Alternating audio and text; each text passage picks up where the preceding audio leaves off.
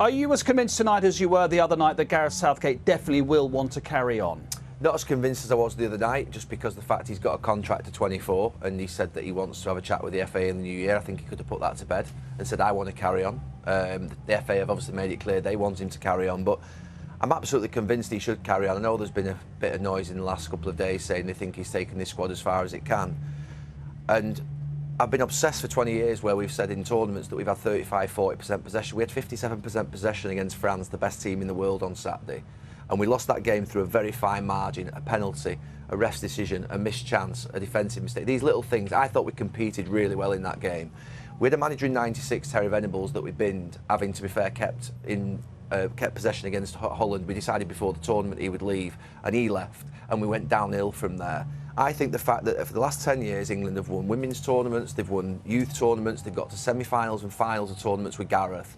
They've kept 57% against the world champions. We're playing a far better technical game. We're in a good place. I've never gone out of a tournament feeling, to be fair, that we've matched a top team as much as we did on Saturday. And I think Gareth, I'm absolutely convinced Gareth should carry on till 24. Beyond that, maybe not, because it might be that 4 tournaments is as far as it goes. But for me, he should absolutely carry on. But I'm not as convinced as I was that he will. So this is the hardest step now, Roy, isn't it? To win something.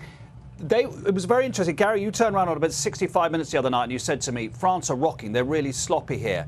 How do the players on the pitch translate that realisation that the game is on the line? They can smell the fact they're in the ascendancy and go on and win the game? Because that's nothing to do with Gareth Southgate. That's where the players have to take control. I suppose that maybe experience in big tournaments and big games. I know a lot of the players for England have won big trophies at club level.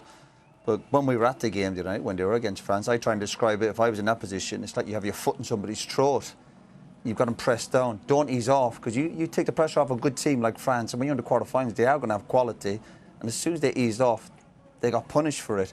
So, yeah, they need them. But we go back to it. It's fine details. Harry Kane scores the penalty, but when they had them chances or that good possession, we go back to it. You have to find a way to win. And what England are doing in a lot of these big games seem to be finding a way to lose.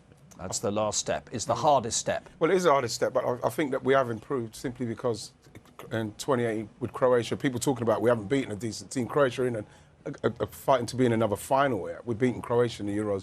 We are, for me, improving. We didn't have control of that game in 2018. We didn't have control of the Italian game. We had control of that game, like you said, against the world champions, and we lost on those margins. I hope he stays because it's part of the journey.